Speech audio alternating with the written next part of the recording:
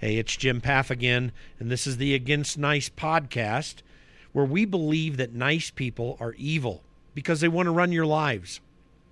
We promote culture and government that values voluntary decisions left up to you. This is a way to promote justice and kindness that thinks about the needs of others before ourselves. Go to our website, politicsisn'tnice.com, and join our email list. The button's right there at the top right. politicsisn'tnice.com. It's Jim Paff. This is the Against Nice podcast. Today I got my friend David Harsanyi. I've known David for a lot of years when he was with the Denver Post, and I was doing work in Colorado. David is probably the best columnist in the country. I really believe that. The guy has a brilliant mind and a really capable pen. I love his stuff. He's at National Review now, been other places. Hello, everyone. Welcome to the Against Nice podcast. Jim Paff here with my friend David Harsanyi. He's a writer for National Review. We got to know one another way back in the day in Colorado. He used to be a writer and an editorial page editor or a board member for both the Rocky Mountain News before it went out and also the Denver Post. David, welcome. I'm glad you could come on today. Thanks for having me. It's a pleasure. I was not actually ever at the Rocky, but I thought you were at the Rocky. Huh? No, I know Vince Carroll, who was ran that page pretty well, and I worked with him when he came over to the Denver Post after the Rocky folded. But yeah. So, well, good. I'm glad we got that corrected. But how are you doing today, and what's going on in your world these days? Well, I'm sort of an introvert, so not much has changed in my life, to be honest. But I'm locked down here in Maryland, right near DC, and just writing. I moved over to the National Review in November, and a couple of months later, this happened. And, just writing, working on some book ideas, hopefully that pan out, and hope that, that we can move on with our lives soon enough, and that everyone can go outside, and then my kids can go to college. My daughter can go to college next year, and my other kid can go back to high school. That's really what I'm concerned about right now. Yeah. I mean, this is a crazy, crazy time. You've been writing, I know a bit about this. I'm really concerned about, frankly, I'm concerned about the path that we've taken as it relates to this. That is obviously a great concern of mine. But more importantly, it really is setting up for us a kind of a razor's edge situation. We're going one way or the other. We've really allowed, as a society and politically elected officials, to act sometimes in an autocratic manner, certainly in a somewhat authoritarian manner. And we're starting to see some opposition now, but there's been a lot of compliance. And I just wonder how that's going to play out in the future. What are your thoughts on that? Well, you hit on a number of topics there I think are important. Like, first, let's talk about the social distancing and the mask wearing and the self-quarantining. I was all for that, and I don't pretend to know what the best path forward is as far as the coronavirus itself goes. But I have big issues with with government compelling people to do those things, because it is authoritarian. They arbitrarily came up with a bunch of rules that we needed to follow. I think if they can convince us to follow those rules, that's fine. But once they, compel you to follow them, first of all, there's no consent of the people to do these things. If you have a short-term, executive action, a governor or whatever, that's, fine. But this is already now months, right? So I think that those kind of intrusions are no longer just emergency measures. They're actual laws that haven't been voted on, that haven't been debated, that haven't been thought about in the right way. So I'm completely against anything like that, especially when they undermine constitutional rights. the idea that someone can't protest the lockdown is ridiculous to me, because we don't need to protest when we agree with government. We need to protest when we think the government's doing something wrong. That's the entire point of it. And of course, also, I feel the same way about, stopping people from going to worship.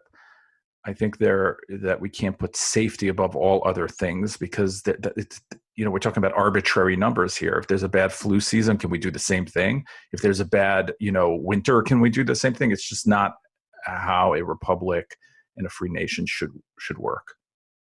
And it's interesting because though at first, and I totally sympathize with what the original position you took, because at first there really was there were a lot of unknowns. How will this play out? How communicable is this disease?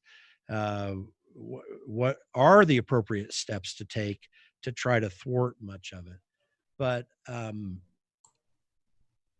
kind of feel like, just like the New Jersey Governor Murphy said when he was on Tucker Carlson not long ago, he made the statement when Tucker asked him about the Bill of Rights. He says, "Yeah, I didn't even think about that," and that instinct exists in our culture today in a way that we haven't seen before. But like Judge Napolitano said, who is a constitutional expert, unlike you and I, he said, you don't turn off the Constitution, the Bill of Rights in a pandemic. How are we supposed to navigate that, though? I mean, I know how I think we're supposed to navigate that, but that brings a political dilemma that we haven't faced for some time in this country, doesn't it? Yeah, absolutely. I mean, not to pat myself on the back at all, but I think in like the first week of this thing, I wrote the Constitution isn't suspended because of coronavirus, because of people. I could already see local politicians acting in ways that I didn't like. It's interesting when you talk about freedom, and especially during a pandemic. When I say freedom, I'm just talking about just the basic rights that we all have and are protected by government, not given to us by government, which people don't seem to understand sometimes. I saw, and I forget his name right now, but he's a big MSNBC guy, and he's a Vice columnist, say something like, Americans are too freedom obsessed, and it gets in the way of getting things done, like on climate change or whatever. To me, that is an alien thought, because to me, the country exists to be free, not to get stuff done. To get stuff done, we can come together and get stuff done. Of course, it's a good thing. I'm not saying it, but the purpose of the country, the purpose of the politicians, the purpose of the lawyers and the policemen and the courts, above all things, is to defend the Constitution and the rights of the people. That's their charge. That's what the Constitution charges them with, not to get stuff done. So I think there's that mindset has crept in with a lot of politicians.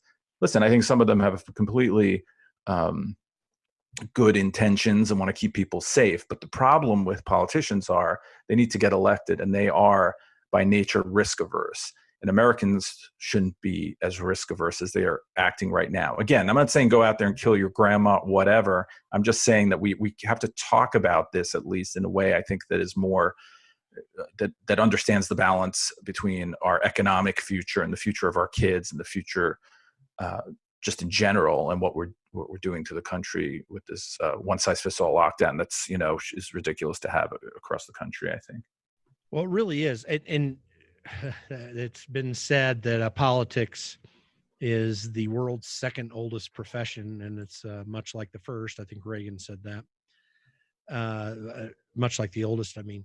So that risk averseness is it's endemic to the whole process of politics. There's no doubt about it. You see it throughout history. You see it throughout our history, the ups and downs of quasi-corrupt, if not actually corrupt behavior. And we're always going to deal with that. But I think the risk aversion is fine, right? Yeah. That's why we have the Constitution to protect us from them overstepping those bounds. And the problem is, and I'm sure you were about to say this, but is that they're stepping over that line. So it's not their risk aversion that bothers me. It's that it seems to me right now that there's nothing stopping them from doing whatever they want, especially on the state level. And that's a little scary, because one time we might have a different kind of emergency that necessitates force or whatever, or shuts down the First Amendment. And that's you're right. The compliance that I see from people is a bit scary. Well, it's interesting because what I was going to point to here is these people actually, and on purpose, take an oath at every level of government. I just got elected to city council in my local community, and I had to take the same oath, in effect, that every politician has to take in this country. And Well, it's first like of all, that. congratulations. What Well, community are you now on Woodland the city? Park. Which one? Woodland Park. Oh, okay. So Yeah, where can you beautiful explain to town. me where that is? Is it south It's of just up Denver? the road. You remember from Colorado Springs Okay. on, Is it on near like US Castle 24. Rock or is it south of So it's like it's level with Colorado Springs, but you got to go down to South Colorado Springs and drive up US 24 to get there, Oh, okay. around the All right. mountains. That's a Yeah, around the congratulations. Front Range. But so everybody's got to take that oath, and it's almost like that's just a rote behavior that we perform as a duty rather than anything we take seriously. And we're human beings, so that's obviously the struggle of human beings, is taking these things seriously. But I think we have a culture right now that feeds, or have had a culture that feeds a lot of this problem, because we also don't take note of it at the citizen level enough, at least, to turn out people that don't take it seriously. And there are a lot more politicians that don't take it. I mean, it's one thing to, I got to do something. I'm trying to do my duties. And then you didn't think clearly through the process, and someone brings up a lawsuit and corrects it. It's kind of beyond that. There is this sentiment out there that, as you expressed through that Vice reporter, that, yeah, we can't get things done. So, screw it. That's just not where we can't maintain our freedoms with that becoming fully propagated in this culture.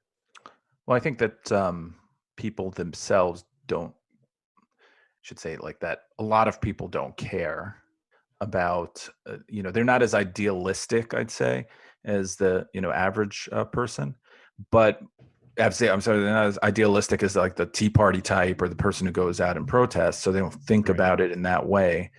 And I think that maybe that's always sort of, or has been the case for a long time. But I do also think that there was sort of an instinctual reactions that Americans had simply from the way they lived, that they didn't like to be, to meekly follow orders from some bureaucrat. That's just not an American way of thinking about the world.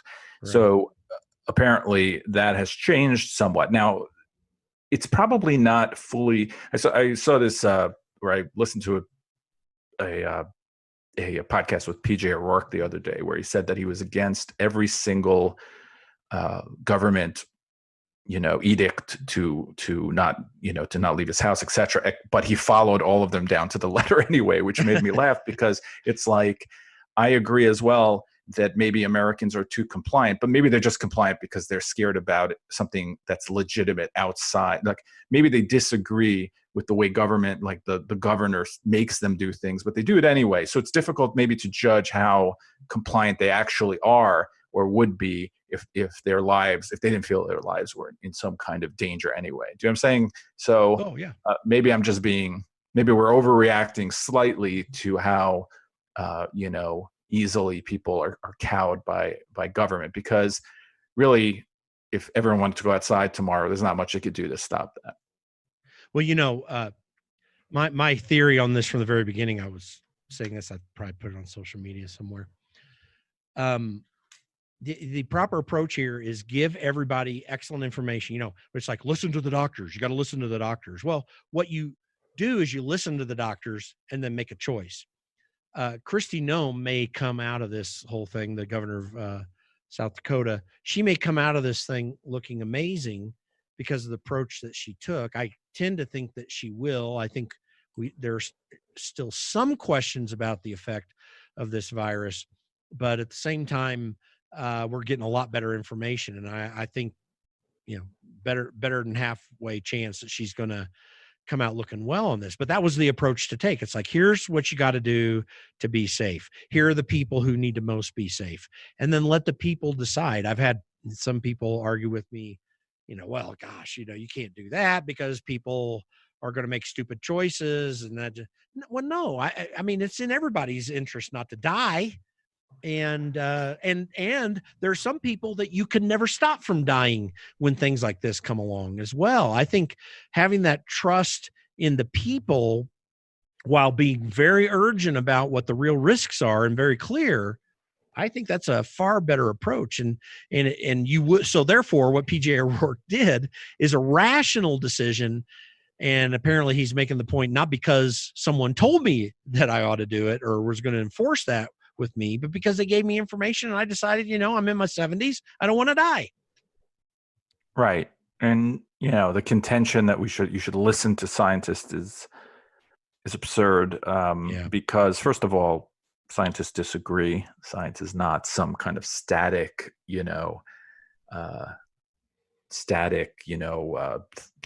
position that never changes. Obviously, there's some science that doesn't change, but much science is argued over, especially when you're talking about something that we haven't dealt with yet. I'm a little bit reluctant in my debates to jump on gotchas where people got things wrong about this, because we didn't know what it was going to be like exactly, because we can't. And then and the people made choices that they thought were best.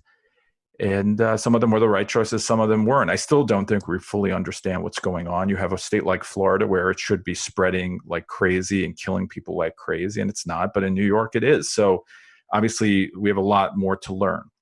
And I think that, people make choices as they move forward, as they learn more things about it. So, and also, as you mentioned, it depends where you are. So not just because the disease reacts differently in different places, but because people are different and people act differently in different places. Rural people, people who live in the desert, people who live in colder places, etc. So I think the idea initially to try to blame Trump for everything because he was supposed to sort of hand down edicts from above federally was stupid. And then they kept changing their position on whether to blame him for acting too much, too strictly from the federal level and then not strictly enough. It's like, you don't understand federalism, first of all. And secondly, you obviously don't care. You're just looking for reasons to be mad at Trump. Yeah. And I think that Trump underplayed this in the beginning in the way he should not have. I think he was trying to probably keep everyone calm, which is obviously also a risk-averse kind of thing to do. But I think he's been fine now. If you look at every country basically in the West have all essentially had to deal with this in some similar way, and their death total looks somewhat similar. Some countries do better. Germany, I think have done a lot better than people give us credit for, and other countries worse. But, I just don't think that we knew what was going to happen, and it's very difficult to react to something like that. I think so. Speaking of science, by the way, I think I'm going to tell you a tweet that I put out, but I think I actually overstepped you retweeting the same person to get this out. But Joe Lockhart put out that tweet saying, this may be oversimplifying this, but November's election is coming down to a Republican part who reject science and date and put their faith in God and Trump, and Democrats who believe the answers come from science, blah, blah, blah, blah, blah. And I kind of retweeted that. And what I said was, you must be talking about the quote unquote science that refutes science when it doesn't fit properly into their quote unquote science. I mean, that's kind of, and by the way, I did a hashtag I saw Thomas Massey do, which I really liked, hashtag MOFA, make Orwell fiction again. This is kind of the debate that we're having. This is just another one of those instances where we've got people from a political perspective, in this case, one of the left, that you don't know science, but then they beat you up for showing opposing science, because as you say, science is an evolving manner. I mean, there are strictures to it, of course. There's a scientific method that we have to follow. The problem is on the deductive side and the irrational things that the left usually uses when it comes to believing these scientists, these medical scientists in this case, or climate change scientists, or whatever it is. And that debate is going to continue and propagate, which I mean, is really one of the reasons I wanted to do this podcast, because I think you have to assert the objective reality so that we can get to the things that maintain our freedoms and help us live the lives that we ought to be living, or at least that we desire, that gives us that pursuit of happiness that Jefferson talked about. Well, I mean, Joe Lockhart is He's a preposterous character, and the things Yeah. he says are very stupid. But because he's basically, he's taking more complicated arguments that some people on the left make, though many people are doing what he's doing, and he tries to like sort of regurgitate them, and he does it in a crass way because he's not very bright. But and he was attacking Bethany Mandel, who tried to have a conversation about how to move forward, you know, and think about her family and think about the economy and also think about the science. But here's the thing: I hate the contention that I have to listen to science. Actually, I don't, even when the science is right. I'll give you an example. If I listened to my doctor, obviously my life would be terrible. So I don't listen to him. I wouldn't eat red meat, or I'd have to exercise every day and all these horrible things. I don't listen to him. I do what I want, because guess what? We live our lives with tremendous amount of risk all the time. Every time I get in a car, every time I get, do anything. So I don't have to listen to science if I don't feel like it. I mean, it's not, they treat science like it's a religion. There are a million other things going on in life. I remember it was in Colorado, actually. I saw Christopher Hitchens give a speech. Someone asked him about why he smoked so much, and he says, because life wouldn't be worth living without it. Now, if that's true or not, if he felt that way at the end of his life, I'm not sure. But you know what? That's what we do. And I don't have any, the Constitution, there's no amendment that says you must and then listen to science. I can listen to it or not. Now, obviously, we're talking about something that affects all of us, not just me. So let's say I don't like to wear a mask, and I don't actually, not for any political reason. I just find it uncomfortable, and I just put it on to make other people feel better. I don't buy that if I walk outside, I'm going to get sick just by walking outside, but I wear it. Not because of the science. I wear it because I'm part of a society, and I don't want other people to feel bad, and I don't want to get anyone else sick. But in my own life, I should be able to act anyway. If I want to open my salon in Dallas, I should be able to do it. And if people want to show up, they should be able to show up, because being safe is not the ultimate and only thing that we think about. And it shouldn't be, at least, that's how I view it. Now, where the balance is with all that, I don't know. That's why we work that out as it goes along, and we work that out in different places in different ways. Obviously, Manhattan was the central breeding ground for this virus. Subways probably looks like they had something to do with it. There are no subways in Des Moines, and there are no subways in Boise, and those people should be able to deal with it in their own ways. I mean, they can, obviously, but what I mean is that people shame them when they try to, try to open the economy, but they don't. Just quickly, Joe Lockhart types will attack Georgia, will attack Florida. Why? Because there's Republicans running those places. They want to attack California, Colorado, right? I mean, was a progressive, essentially was the most aggressive in opening up. So probably maybe other than Georgia, and he doesn't get the same kind of anger directed at him. No, not at all. I heard a preacher one time, by the way, on this whole choice issue. He was talking about the health food craze back in the 80s and 90s when it was still developing. It's a little more mainstream now. But he was like, if I got to eat sticks and twigs, I don't want to live. I mean, that actually is an essential statement of freedom, because there is that subjective aspect of it, of what I can do. I think the real breakdown in science, to me, seems to be this. When people say you got to believe the scientists, really what they're saying is you got to believe the people that are doing the inductive process, the research and the data, and those people are experts. There's no doubt about it. That's where their real skill is. The problem is, and where the real discussion comes in, is the conclusions you come to with that. So there are many people that make irrational deductive inferences from science that even the non-scientist has a right to oppose, because that gets into this discussion of reason and appropriateness. And then there's the individual decision making that you mentioned with Christopher Hitchens. I mean, sure, he possibly died more quickly because he was a smoker. That's a possibility. I think he had brain cancer, so I don't know if exactly that was the case, but maybe that contributed to it. But he knew going into it when he was smoking, evidenced by his response at that meeting, that he was making a decision that could have negative consequences. And in a free society, we're allowed to do that. And by the way, another thing on the science, the Framingham, Massachusetts study said for decades that eggs and butter and meat were bad for you because of the fat content.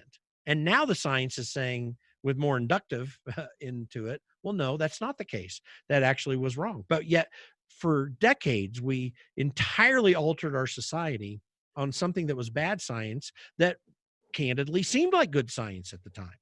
Right. And so this is why we don't have to listen to the scientists, in my opinion. Well, yeah, and I mean I wrote a book years ago called Nanny State. That was the argument that, as long as there's transparency and we understand the risks and we're grown-ups and we have to take and we have free will, and if we have those things, and we do, then we should be able to allowed to make the choices that we want, even if they hurt society, even if they cost society, even if the externalities are negative, because that's what freedom is about. But you hit on something else that I think is very interesting. And part of the problem with a lot of people being more skeptical about science. Now, I don't even know if that's true, by the way. Maybe people have always been skeptical. I think for political reasons, people pretend that, we're less intellectual than we used to be or something like that. I don't know if any of that's true. But I'll tell you this. I think a lot of the experts and a lot of the left have corroded the belief in science because they've appropriated the word science and the idea of science for their own political needs, right? So if I say, hey, you want to talk about science? Life starts at conception, right? Oh no, here's science. Here are some scientists that say that life starts, whenever you decide life starts, or whatever nonsense they're coming up with. So now all of a sudden I have to argue against this kind of fake science. Like, there's a guy, Tom Nichols, who is, Joe Expert, wrote a book about the death of expertise. Well, the problem is that people like him and other experts like him are partisans. They're not actually giving us some kind of dispassionate view of the world. They're giving us a partisan view. So when people push back against that, they pretend that they're pushing back against science. It's like you mentioned, climate change. For decades now, climate change scientists have been completely wrong, basically, about everything. Now, I'm not saying they're wrong now. I don't know. I can't know, and I can't prove what's going to happen in the future. But in my mind, because I have free will and I think about it, I balance out the economic cost of what they want to do. Like, the science is not always enough. And the science has been abused so much for so long that I am skeptical of the person who wants to take away my car. I'm sorry. I feel like, environmentalism is basically the same as socialism and some sort of statism, whatever they want to do, that needs to control people. And I'm very skeptical of it for political reasons. I don't hide from that. I'm skeptical of your science because of my ideology, because ideology is part of our lives as well. Ideology is not something I just invented in the back room. There's a long history to my belief system. You know what I mean? Yeah. Same thing with Joe Lockhart saying, oh, people are going to rely on God. Good. If it gives them hope. Let's say you don't believe in God. So what? Why would you be against that? It's to me ridiculous. God is not in conflict with science. Some religions maybe, but most people can believe in science and God side by side and always have. And a lot of the great scientists were religious people as well. They always point to the few who weren't, So. I mean, Isaac Newton said I'm in his work, he was thinking God's thoughts after him. There were very serious scientists who did amazing things that pushed us forward in Isaac Newton's case, even through Einstein into the world of quantum mechanics, which has done so much for just your freaking cell phone. I mean, so yeah, these do have long histories of development, and there's I'm an atheist, right? So I am. Yes, I know that. But here's the thing, and I think I've written about this. I wish I could believe in God because I think that all the byproducts of that are positive. Now, obviously, people are not perfect, but the ideas you're talking about are excellent. But more than that, when it comes to America, I want everyone to believe that God gave them the right to be free, not the government, right? So. Yeah. And same thing with their outlook on life and the hope that there's something after, that there are things bigger than themselves, even bigger than their country, bigger than the environment, bigger than everything. But yet I think that I just wanted to mention that I think that this sort of sneering at God and this belief, more atheism is actually very harmful to this country. And you can see what it does in Europe. They don't have any kind of, to be a European and whatever country you talk about, for instance, there's no uniting sort of thought about the, philosophical view of the future because they don't really believe in anything anymore. It's just a bunch of vapid slogans, So this is why I think religion's important. So when I see Joe Lockhart sneer at religious people for having hope, like, how does having, like, it's such a false choice. How does having hope in God have anything to do with anything else? Is he saying Democrats aren't also looking towards God ever at all during this time? I mean, it's just ridiculous. Anyway, I don't know. I'm just no, it's ranting kind of now. funny. No. But it's an interesting topic. And by the way, we're friends. I'll work with you on the God thing. We'll get there. No, but A lot of people anyway, have tried. There's a great story I heard one time. Some astrophysicist says to a theologian, he says, "Man, I don't get it with you theologians. I mean, you talk about, interlapsarianism and post-lapsarianism and all these technicalia around theology. And to me, it's just basically the golden rule, do unto others." And the theologian sits back for a second. He says, you've got a good point, because I mean, I feel the same way about you astrophysicists. You talk about pulsating quasars and neutron stars and all these amazing things that are happening. And, for me, I just look back and I say, it really, what it comes down to me is twinkle, twinkle, little star. It's like That is an interesting point. Yeah, we really, and everyone, no one says, if it's something easy to figure, you say, well, you don't have to talk to a theologian. They say, no, you don't have to be a rocket scientist. That's a good what point. We prefer. Yeah, I am not a science or math person, right? I use the other side of my brain, I guess. But I look at a cell phone. I don't really. I mean, I'm sort of interested, and I'm kind of amazed that it happens, but I don't really know how, and I don't really care that much. You know what I mean? Yeah. So, but I do very much care about how or why, every denomination of the Christian faith, why they got to where they are, why they think the way they think, and so I imagine a scientist might not care less about those things and more about, less about the ideas of, politics or religion, and more about, even though I don't, it's a false choice, but you know what I mean? So yeah, it's like, I don't need to know how the science works. I just trust that it does. Well, and to put a cap on this, on this aspect of our discussion, you might remember I had Andrew Breitbart in for a big demonstration I did at the Capitol in Colorado many years ago. We were talking afterwards, and he as an agnostic, he said very candidly, he says, I love Christians. In fact, I feel like I need to defend Christians. He said, we wouldn't have freedom in this world if it weren't for the Judeo-Christian ethic. And I think that, and by the way, the deist Jefferson, who questioned many aspects of the Bible, still saw how important those principles were to freedom, and referred to them many, many times, and in an honest way, even with people he disagreed with on religion, and knew how critical fundamental principles were, and of course codified it in his statement in the Declaration of Independence. I mean, so we've got to recognize where these ideals come from. And I've known many people who were atheists or agnostics who knew how important these freedoms were, because they wouldn't have their freedoms in certain societies as well, certainly in more theocratic minded societies and Muslim societies even.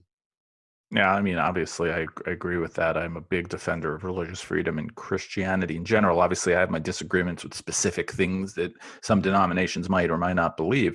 And it's very kind of Christians to always say Judeo-Christian society when we're really talking about a Christian society. Israel took I mean, don't get me wrong. Judaism is a rich history, and I'm very happy to have been born Jewish, and I think about that quite often. But it is a Christian society here that took all the best Europe had to offer, took all the ideas about God, the ideas about freedom, the ideas about individuality, and brought them here and created something amazing. If I were a Christian, I would think that this is the miracle of the world, the United States. And obviously, that sounds probably a little syrupy or overly patriotic, but I actually believe that. And Europe turned away from those ideals, and the Americans did not. So I am a big fan of religious. The more Orthodox people they are, the better, because Orthodox people actually believe in things. Listen, atheists, this is how I view it. Like, atheists are not willing to die for things other than themselves. Christians are. And I think that it's a weird thing to say, but that's an important distinction about people who believe in something bigger than themselves or don't. Now, obviously, some Christians are probably super selfish and would die for anyone else, but you know what I mean? In the ideal, it matters. And Jews too, and religious Jews as well. I mean, in fact, I don't want to go down this alley, but I think, many American liberals have destroyed and corroded the idea of Judaism and tried to make it into something different, which is liberalism, which it is not. And that's a tragedy for the Jewish people here, because again, even if you don't believe, the tradition and the customs and the things that tie you to the past are also a big part of religion and incredibly important. So when you think about Christianity, you're talking about thousands of years of thought that's evolved in some ways, but also didn't evolve in other ways that makes it so important. And that's what I think about the Constitution in a way. We can't, it's not a malleable document in the way that liberals want it to be, for a very good reason, just like religion isn't. And they're so used to making everything malleable to fit whatever they're thinking, whenever they're thinking it, that they don't understand that something shouldn't be changed. And that's why I think that you have this big fight over the importance of the Constitution, which I think that most progressives couldn't care less about in any way, unless it moves their political goals forward. And by the way, it's atheistic, whether they're atheists or not, in the sense, in the Dostoevsky sense, if there is no God, then everything is permissible. If you don't have fundamental principles that guide you, and even an atheist can believe this, it's obviously, as you do, that, if you don't have rules of the road, then it's chaos. And it's worse than chaos. It's harmful to people. It brings great harm. It brings Lord of the Flies. It takes us to Lord of the Flies in a sense, or some similar paradigm that we don't want to go to. And so we have to be thankful for these principles being solid in our country, if we can reassert them and keep asserting them. Yeah, I mean, there's always this dumb argument that, these things were written down in the 1700s. How important can they be today? There's a fundamental misunderstanding. There are some principles that you keep, which are the guideposts, like due process, for instance, that always work. That doesn't mean that you're retarding the evolution or growth of your country or technology or science, or inhibiting people from doing things that will help us in the future. It means that we have these principles, that we treat people the same under these rules. They can't understand that. Like, it's just, I hate to jump all over, but to take the colleges right now, and the Obama letter that had basically stripped away all due process rights for college students who engage or are alleged to engage in this one specific crime. Like, we're going to treat these people differently. We're going to treat this crime differently. We're going to do this. We're going to do that. That's a disaster. That's Lord of the Flies right there. When everyone has a different standard they have to live by. When Joe Biden gets to live by one standard and Kavanaugh gets to live by another standard. We can't have a society like that. Society like that can't exist. It will break apart. That's why we have equal protection. Yeah, there's a great Babylon Bee satire said the link, the front page lists, this is an article that lists all the reasons why Joe Biden's situation and how he's reacting to it is not hypocritical, and then it had no text in the article. I mean, it's kind of funny, but that's a good transition, by the way, for us. So looking ahead as we're winding down our time together, take a few minutes. Let me know what your present feeling is about the outcomes of the November elections. I'm a bit ambivalent in my viewpoint right now because there's not a lot of clarity, but I think I see a few things. I want to see what your thoughts are on how November is shaking out. Well, I was wrong about the last election, and I broke a rule that I have of not predicting what will happen, because I'm so often wrong in my predictions, and that's not what I do. I'm not a horse race guy, you know what I mean? Right. But I will say, I think, and I don't know, I think the way structurally the country is set up with the states, I mean, Trump can win again in the same way he won last time, but he could also very easily lose if Democrats are more excited about the election or angrier about it or whatever. Because of coronavirus, I have even, I think, less read on what's going on. It depends, I think, how the economy looks like during the summer, in the end of the summer. Are we turning a corner? Are there big is there going to be a big quarter of growth? Is unemployment going to fall again? I think all those things could definitely happen. And I think that Trump will have a good shot at it. Biden, though, is a terrible politician and a terrible candidate. And I'm not saying that because I disagree with his opinions. I'm saying that because he's just been terrible his whole career. first off, and I don't know if voters care that much about flip-flops, but he has never kept a consistent position. That's why he won't release his papers, because you're going to see letters to segregationists. You're going to see pro-life stuff, because he was pro-life for a very long time. You're going to see, you're going to see him buddying up with Putin. You're going to see him buddying up with China. These things are problematic for him, but he is clearly just a placeholder. The guy they picked who they think can win and will offend the least amount of people on the left and right and centrist. So, but when you watch him now, and I'm not saying this as because I'm ageist or anything, though I think it's completely okay to talk about someone's age, is that he's not who he used to be, which wasn't that great to begin with as a politician. So he's less than they used to be, which was already pretty low. So I don't know how that shakes out either. I think the more you see him, I don't know if you saw that New York Magazine piece about someone arguing that his best campaign strategy would be not to be seen. That's never a very good thing. Yeah. But I think that it is true. He can't remember any grandkids he has. He's just, it's just a bunch of word salads. And Trump obviously has a propensity to sometimes talk in a way that people, word salady as well. So I can't imagine what these debates are going to look like. But to me, it seems like Trump seems like he's far more with it than Biden. But, I don't know. I don't know how that shakes out either.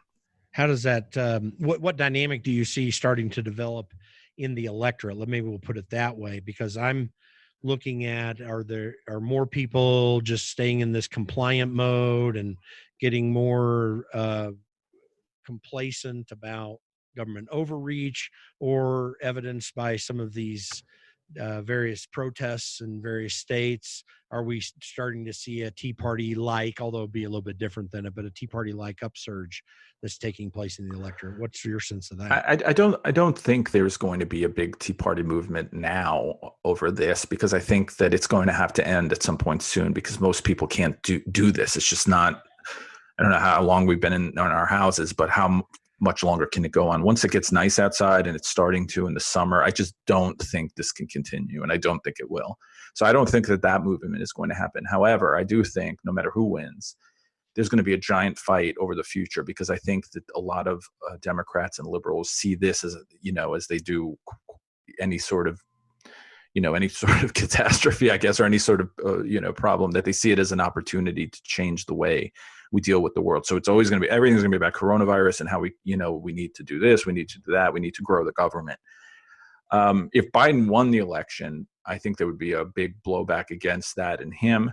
If Trump wins the election, I think you're going to see the continued anger on the left, and perhaps that's going to be even heightened and uglier than it is, and nothing gets done. And as you probably know, I'm a massive fan of gridlock. So whatever, yeah. So what's happened, I think, is that the right and left can't come together on things anymore. They simply are too far apart now. I think it's because the left has gone all the way left, but I think the right to some extent has also become more conservative, especially in some issues. So because they can't do anything and they can't get anything done, I hope that federalism starts to work better in this country. I mean, that's my positive outlook, or hope that there'll be more federalism and states will do the things they need to do. If not, we'll just have gridlock, and that's okay. I know it's not okay in the sense that I think people get really frustrated with it, and then they start to get even more extreme in their views and angrier and more radical. But I think it's good for America in general. And but I do always worry that progressives are just going to start ignoring the courts at some point. Like, let's say the Supreme Court has a gun. Let's say it reaffirms Heller again in some way, and California says, you know what? We're just going to ignore you. What are you going to do? Send your army here? That kind of thing. Then I think Texas is like, okay, we'll ignore the abortion one then, and then it all falls apart. So that's my fear. But I don't know. I think like this, because we're talking and we're on, we're constantly bombarded with these people arguing about politics. But when I go out in the real world, which I haven't in a while, people aren't. I don't know that they're that ideological or that concerned or that partisan. So we'll see. Yeah.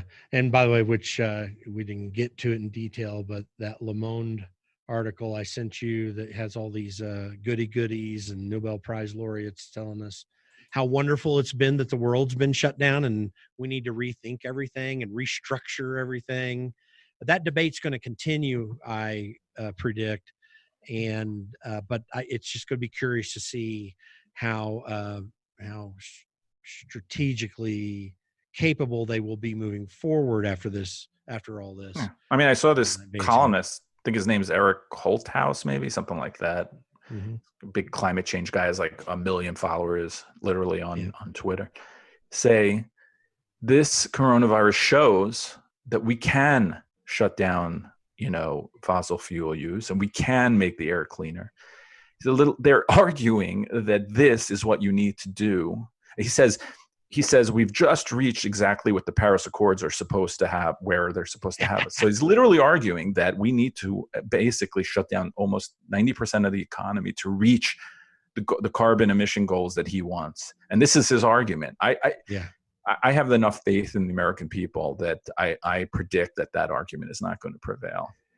There have been times when it should have and didn't, because the American people pushed back on it, especially during the Obama administration. By the way, I had a friend, I shared this on a different podcast, but my friend Robert Heiler is a kind of a messaging guy, and he posted up, "Thank you for my free 60-day trial period of full socialism. I would like to cancel my subscription effective immediately." Yeah, I mean, there was some talk earlier in this coronavirus crisis about sort of nationalizing, or they don't. It's more like fascism, in a way, than socialism. I'm not saying that we have Nazis or anything. I'm just saying that they want government and business to work together in a way that they mandate what you need to buy, they mandate what you need to make, they mandate exactly what you have to offer, which is not socialism, but it's kind of statism or fascism, that is bad for the economy and dangerous. And I actually worry, my big worry about the right is that there are people on the right now, I think, who have turned against free markets in a way that they're essentially more in line with what the left is talking about than the right. It's sort of it's a populist kind of strain, but even more than Trump, I think, is populist in reality. That is dangerous, because you're going to have a lot of them, these sorts of senators agreeing, or congressmen agreeing with the left. Well, and by the way, I heard Senator Bill Cassidy talking about his bill, another bill to throw out more money, and he says, "Yeah, we need to do this to help jumpstart the economy." And I'm like, "Are we all Keynesians now in the Republican Party? What the heck's up with that?" Well, but because I would push back on that with you, just if we have time. I don't know, but is that this is different than like the recession, than a cyclical economic recession, because this was actually forced on the American people. So if the government is going to force something on the American people, I don't view the money they're giving us as a stimulus, because it's not. Look at the economy; it's not a stimulus. But I do view it as a rescue, and I think that they should rescue us in this situation. But generally, of course, I agree with you, and that when pushing money into the economy is not the best way to grow it, certainly to stimulate it. But no, absolutely. And in fact, my perspective on this is actually precisely what you're saying, and to the extent that the problem is still a government problem. So they shut us down. They put us in this situation, and we can argue back and forth, as we talked about earlier, about what did we know beforehand? But I mean, it's been prolonged far beyond necessity. And the worst part about this is that politicians who shut our economy down put us in a situation, as I describe it, where we had to take $2.3 trillion out of the economy, put it into the politicians' hands so that they could decide how to put it back into the economy. And then, someone will come back and say, "Oh, well, not all of our, and this is mostly going to be financed by debt. Not all of our debt is bought in this country." Well, no, but about 75% of it is. And so this is that 75%, let's say $1.6 trillion, is a bunch of people in this country investing in bonds that really are incredibly poor investment, and really, frankly, not an investment at all. It's just a salvation. But it is money that could have been productively used otherwise. And so I think this is my big problem with it. Yeah, I thought the whole thing was run ridiculously. The key should have been, and this is an anti-populist argument, but business should have gotten the vast majority of the money to say, listen, keep these people hired, keep them on their health care. The money will flow give the banks money, the banks give the companies money, the people stay hired. This idea that we should send people checks is absurd. I still have my job, thank God, and I get a check. You think I'm going to go out to the movies or order food? No, I'm going to put it in the bank because I'm worried about the future. That's the instinct of most people, that they're going to save now. So to give people checks is just a populist, ridiculous response to it. The response should, and don't get me wrong, they were lending money to businesses, but they should have given big businesses money and say, listen, we'll give you this money if you keep people hired. But, instead we have this ridiculous check thing where then Trump has to put his signature on it. And I had noted that they should be putting the names of our grandkids on these checks because they're the ones who are going to have to pay it, not anyone else. So, but I agree with you too. Yeah, it should have had like some checks, where there are two signatories. One should have been Donald Trump and the other one should have been your grandchildren. Absolutely. I totally agree. With that, David, at some point. Oh, yeah, absolutely. By the way, with that, David, how do people get connected with you and stay in touch with what you're doing on a regular basis? They definitely don't get connected with me. I am not a people person, but they can follow me. No, I'm kidding. They can follow me on David Harsanyi, at David Harsanyi on Twitter, where I'm very actively picking fights, and at National Review. They can see me there. I write for the New York Post sometimes, but most of my work is at National Review. I'm also syndicated. I don't know where in Colorado. Maybe you can find me there as well. Yeah, we'll have to figure it out. Not many papers left. That's true. But I'm glad that you're social enough to maintain a friendship with me. That means a lot to me, and I feel like got in under the window. Like once I know, if I knew you before 2010, I talked. Anyone after that is out on the apps. That's right. You were more social back then. I noticed that. That's right. Yeah. Anyway, I was younger. Well, yeah, that's right. That's right. Well, we've come through a lot together. I'm very grateful for your friendship. I think you do a fabulous job at National Review. I mean, I consider you one of the best columnists I've ever read, and I was a huge fan of all the greats, in the older days, the George Wills and others of the time, even though he's kind of gone a little bit off the deep end, but still he was a brilliant columnist. I think you're in that league, and I rely on your opinion to help give me better perspective. And I definitely follow you on Twitter. It is a lot of fun watching you pick fights. I really enjoy that. Well, first of all, thank you for those kind words. I don't think that's right, but thank you. But I do enjoy Twitter a lot, actually, because I do get to pick fights with people who typically wouldn't be available to me. You know what I mean? I mean, I could hit them in a column, but I wouldn't get to interact with them. Right. And I think I'm lucky that I get to do that. Yeah, we diss on social media a lot. I think there are definitely some negatives, but there are also a lot of benefits, I think. Oh, yeah, it's a cesspool for the most part. But, I mean, when you have a blue check mark or a decent amount of followers, people feel compelled sometimes to answer you. So this is going to sound, I don't have a huge ego or anything, but sometimes I feel like I speak for a lot of people who aren't getting answers sometimes from bigger names. Obviously, most people just ignore me as well. But I think that's the nice thing about, because I know that our time is over, but there's no debate anymore, right? There's just drive-bys. They'll drive by and mock you for something and then not debate you. And I actually enjoy the debate, and I've always liked to debate, but I feel like that's not happening anymore. You don't even have dueling columns debating anymore. You just have people speaking to their tribe. And that, I think, is something that's happened that is not positive because of social media. No, I agree. And we should pick that up sometime, maybe in some future podcast. That'd be an interesting discussion as well, among other things. But appreciate your joining me. And I know everyone is going to be greatly benefited by your comments and all that you've been talking about. And again, folks, go to nationalreview.com. Also at David Harsanyi, Harsany, but I'll have that on the podcast notes in case you need it, and definitely hook up with him there. David, thanks for joining me today. I really appreciate it. Anytime. Thank you. Thank you for joining us today on the Against Nice podcast. And again, before you leave us, I just want to ask you, connect with us on our email list and our social media. Go to politicsisn'tnice.com. Click on the Join Our Email List button. We'll get you information related to what we learned here today, but also other information that we're finding out along the way. It'll be a great resource for you. You can also go to our Facebook page, facebook.com/Against Nice, and our Twitter page, @Against Nice. Go check us out there, and we look forward to talking to you, getting your feedback finding out more from you. Thanks. Have a great day.